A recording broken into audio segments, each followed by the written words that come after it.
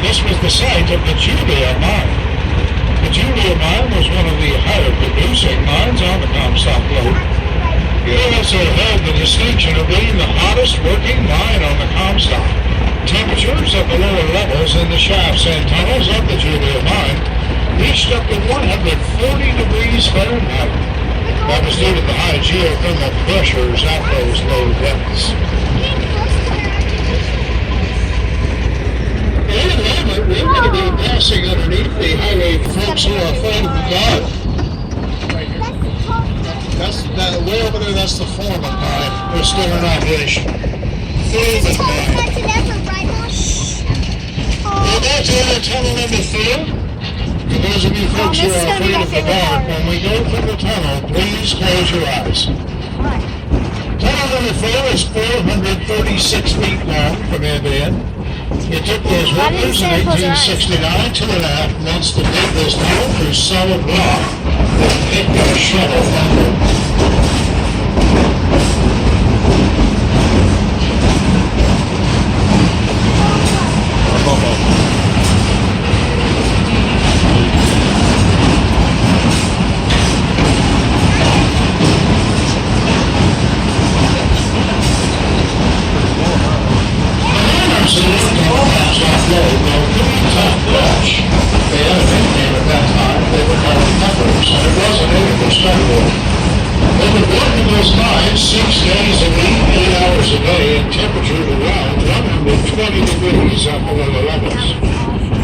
Temperatures, they've been the functions of the mills on the Comstock mine is to flush that air out in the new dust.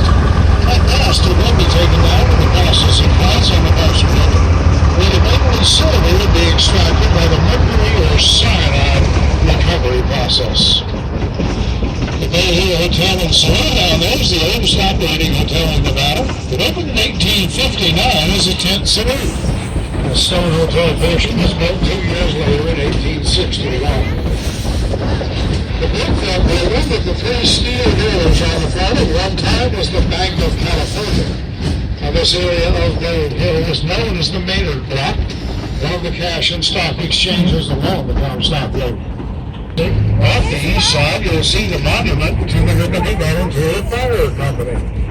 Now, this was the fire company that protected Gold Hill from fires in the mines and the desert. The monument is located right where the original fire hall once stood, just next to the railroad tracks. The original fire hall, well, it burned up in a fire.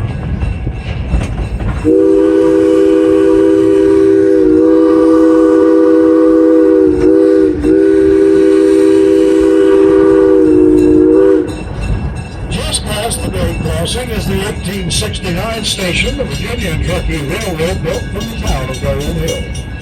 Now, the Levantine Railroad owned and operated this railroad station from 1869 until the line to Virginia City was abandoned in 1938. At that time, the rail had one dollar. Coming up on the west side of the train, up on the hill, you'll see the remains of the Yellow Jacket shaft. Now, a little bit about how it all worked, folks. The large tower up on the hill is called the hook frame. That's what was used to hoist the ore up from the depths in large steel buckets. The ore would then be dumped down those 2 steep chutes into what's called the ore bed at the bottom. Now, once we pass this ore bed, you'll see 3 doors on the front of it that would be opened. The ore would then be dumped into railroad cars to be taken for crushing and processing.